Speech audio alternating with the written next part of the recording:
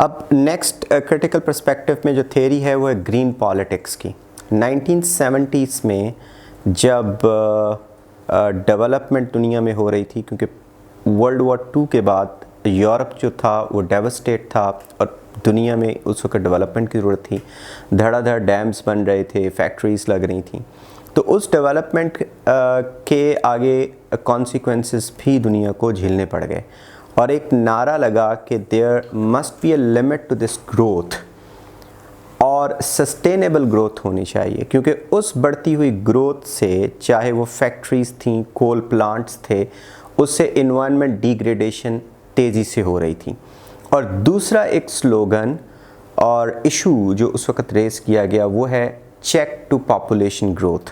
تو check to economic growth and check to population growth, both of these slogans gave rise to green politics in the world. اور کہا گیا کہ sustain development ہونی چاہیے، کیونکہ انسان کا اور انوائرمنٹ کا آپس میں لنک ہے.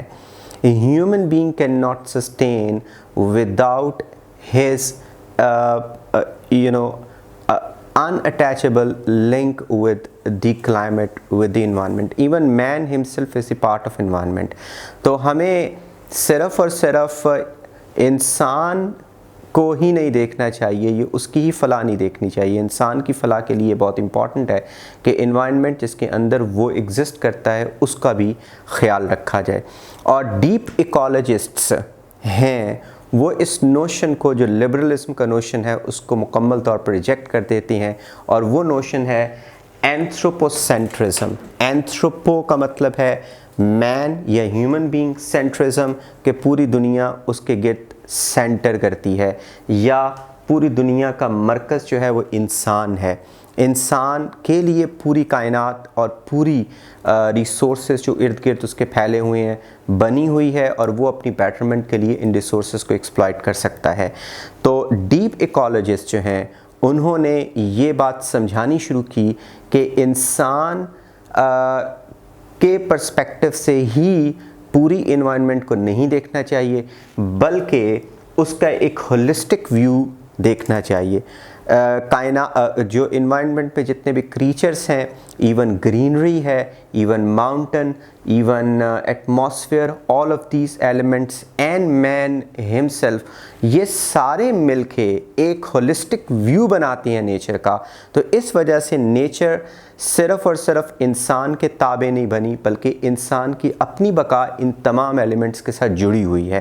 تو انہوں نے یہ بات کرنی شروع کر دی، اور ایک کیمپین سٹارٹ ہوئی جس کو کہتے ہیں گرین پالیٹکس بھی. اس گرین پالیٹکس میں جو مین تھیم ہے، میں نے آپ کو بتایا، لنک ہے ہیومن کائنڈ اور نیچر کا، اور سسٹینیبل ڈیولپمنٹ کے اوپر فوکس کیا گیا. سسٹینیبل ڈیولپمنٹ کا مطلب ہے development without compromising environment and the future needs.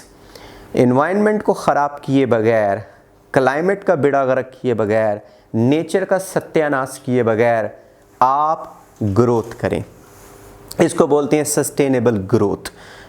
تو ویسے سوشلسٹ جو ہیں، جو کمیونسٹ سوشلسٹ ہیں، they draw their inspiration from Marxism. They mostly focus on this issue کہ لبرلزم اور خاص طور پر capitalism, it has commodified nature. It has turned nature into a commodity to sell in the market. That is why they are using, they are exploiting this commodity in order to enrich themselves, in order to fill their coffers. تو اس لیے کیپٹلسٹس کے اوپر یہ سوشلسٹس الزام لگاتے ہیں کہ جو دنیا کی ایلیٹ کلاس ہے وہ اپنے فائدے کے لیے نیچر کو استعمال کر رہی ہے اور نیچر کا ستیہ ناش کر رہی ہے. اس کے بعد جو ریڈیکلس ہیں، اور سوشلسٹ کی ایک ایکسٹریم فارم ہے ریڈیکلس. ریڈیکلس کا یہ خیال ہے کہ جب تک انقلاب نہیں آئے گا، خونی انقلاب، اور اس کے ذریعے سے نیچے والے طبقے سے جو لیبر کلاس ہے، غریب کلاس، اوپر نہیں آتی، اس ایلیٹ کلاس کو جب تک ہٹا نہیں دیتی، اس وقت تک نیچر کی فلاح نہیں ہو سکتی. کیونکہ غریب کا رشتہ نیچر کے ساتھ زیادہ سٹرونگ ہوتا ہے. غریب جو ہے وہ اسے نیچر ہی پروٹیکٹ کرتی ہے. تو غریب، لیبرر اور اس کے علاوہ فارمر، اور یہ جو لوگ ہیں سوسائٹی کے عام لوگ، یہ बेहतर तरीके से नेचर की प्रोटेक्शन कर सकेंगे once they replace the elite ruling class with a social class and a social system comes in.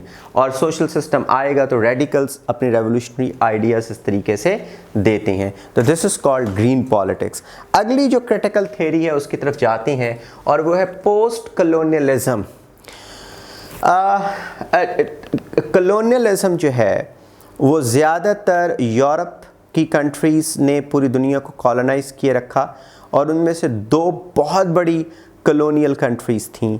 एक कंट्री जो है वो थी ब्रिटेन, जिसने almost 85% of the colonised world occupy की हुई थी, और दूसरे नंबर पर फ्रांस थी, और फिर बाकी बेल्जियम, हॉलैंड, स्पेन, इन्होंने भी अपना अपना हिस्सा डाला था. तो जब कॉलोनियलिज्म ख़त्म हो गई उसके बाद अभी तक उनकी लेगेसी चल रही है. तो इसमें जो पोस्ट कॉलोनियलिस्ट थे, ख़ास तौर पर इसमें बड़ा नाम एडवर्ड सईद का आता है. एडवर्ड सईद जैसे जो थेरिस्ट्स थे उन्होंने इस बात को वाज़े किया कि that colonial occupation was not just political and economic occupation but also cultural occupation. They left their legacy in the colonized world, and today even colonized world carries on that legacy. और इस तरीके से वो अभी भी उनकी domination में है. जो उन्होंने टर्म्स निकालनी थी उन्हीं टर्म्स के ऊपर आज भी उनका यकीन है. इंग्लिश जो है अगर बोली जाती है उन इलाक़ों में जहाँ पर ब्रिटेन रह के गए थे, और इंग्लिश इसलिए बोली जाती है कि वो स्टेटस को है, तो देन दिस इज़ कल्चरल और कॉलोनियल लेगेसी. अगर तो उसको एज ए ज़ुबान बोला जाता है जैसे कि आम दूसरी ज़ुबानें होती हैं, पंजाबी है, उर्दू है, तो फिर तो इसका कोई मसला नहीं है. मगर अगर इसको इस वजह से बोला जाता है कि मेरा स्टेटस बढ़ेगा, या इफ़ समबडी इज़ इम्प्रेस्ड कि दूसरा आदमी इंग्लिश बोल रहा है, तो इससे इसका मतलब ये है कि ये आपकी अभी तक आप ग़ुलाम हैं, कॉलोनियल आप स्लेवरी में हो. इसी तरीके से जब कॉलोनियलिज्म यहाँ पे थी तो बहुत सारी टर्म्स बनाई गई ईस्ट के लिए. तो वो टर्म्स जो हैं आज भी मशहूर हैं, जैसे इंस्क्रूटेबल चाइनीज़, जैसे मिस्टीरियस ईस्ट, जैसे अनसिविलाइज्ड अफ्रीकन्स. तो ये वाली जो टर्म्स हैं उन्होंने इस वजह से बनाई in order to show that the white colour is only the guarantee of God gifted pigment. और they deliberately promoted this idea that the brown and the black people, they are the defective genes. और अक्सर औक़ात India के बारे में ये कहा जाता था कि India is a cultural wilderness and only British small colonies, residential areas in India, they made little oases in that cultural desert. और इसी तरह से ये जो इंसल्ट थी उन्होंने ईस्टर्न पीपल की क्योंकि ज़्यादातर उन्होंने ईस्टर्न पीपल के ऊपर ऑक्यूपाई किया और उसके ऊपर अपनी कॉलोनियल लेगेसी को डोमिनेंट बनाया. तो एडवर्ड सईद ने एक नोशन डेवलप किया orientalism. Most of the Nations in the east they were considered as oriental. तो उन्होंने हाईलाइट किया वेस्टर्न कल्चरल कॉलोनियलिज्म को ऑन ईस्ट थ्रू स्टीरियोटाइप्स. और वो स्टीरियोटाइप्स कौन कौन से थे? Defective jeans of the black, inscrutable Chinese, फिर उसके बाद अनसिविलाइज्ड पीपल. और ना सिर्फ ये बल्कि उस वक़्त का जो लिटरेचर लिखा गया, ख़ासतौर पे नॉवेल्स जो कि यूरोपियन कंट्रीज़ में लिखे गए इन लैंड्स के बारे में, तो ऐसे ही लगता था कि जैसे जो कैरेक्टर्स या प्रोटैगनिस्ट से यूरोपियन कंट्री से वहाँ जाते थे और वहाँ पे अनसिविलाइज्ड लोग थे और उनको वो सिविलाइज करते थे. इनको एक्सपोज भी किया बहुत सारे नॉवलिस्ट्स ने, जैसे कि जोसेफ कॉनरेड हैं. लेकिन इसके बावजूद ज़्यादा लोग वो थे जो कि वाइट सिविलाइजेशन को प्रमोट करते थे. और इवन के कॉन्सेप्ट ऑफ ह्यूमैनिटेरियनिज़म, आज जो कॉन्सेप्ट है ह्यूमैनिटेरियनिज़म वो यूरोसेंट्रिक है. जो यूरोप से आइडिया आया हुआ है उसको समझा जाता है कि ये ही ह्यूमैनिटी है, जैसे कि लिबरलिज़म, जैसे कि कैपिटलिज़म, जैसे कि democracy. all of these ideas have come from Europe and these ideas are considered very much humanitarian. جیسے ہم بات کر سکتے ہیں جینڈر ایکوالٹی کی. So the concept of gender equality, which is mostly liberal based, that is promoted in the world as a true humanitarian issue. پھر اس کے بعد نہ صرف یہ جب کلونیل لیگسی یا کلونیل کلچرل آکوپیشن ختم ہوئی تو اس کے بعد پھر امریکن لیگسی سٹارٹ ہو گئی. یو ایس بھی وہی لیگسی کا حصہ ہے کیونکہ انہوں نے یو ایس نے ایک ورلڈ رسپانسبلٹی کا نام دیا جو ورلڈ آرڈر بنایا گیا کہ ایک world responsibility on the shoulders of U S to promote democracy and liberalism in the whole world. ابھی ہم دیکھ سکتے ہیں کہ عراق میں افغانستان میں بم مار کے وہاں پہ ڈیموکریسی لانے کی کوشش کی گئی. ہم دیکھ سکتے ہیں ایران کے اوپر سینکشنز لگانے کے لیے یا پھر نارتھ کوریا کے اوپر ان کو بدنام کیا جاتا ہے. کیونکہ یہ ویسٹرن کلچرز کو وہاں پہ پروموٹ نہیں ہونے دیتے, کیونکہ یہ کیپٹلزم کو پروموٹ نہیں ہونے دیتے, اور یہ لوگ جو ہے وہ لبرل آئیڈیاز اور ہیومینیٹیرین آئیڈیاز ہیومنزم کے خلاف لوگ ہیں. تو ہیومنزم کون سا؟ وہ والا جو یورپ سے آیا, جو امریکہ سے آیا.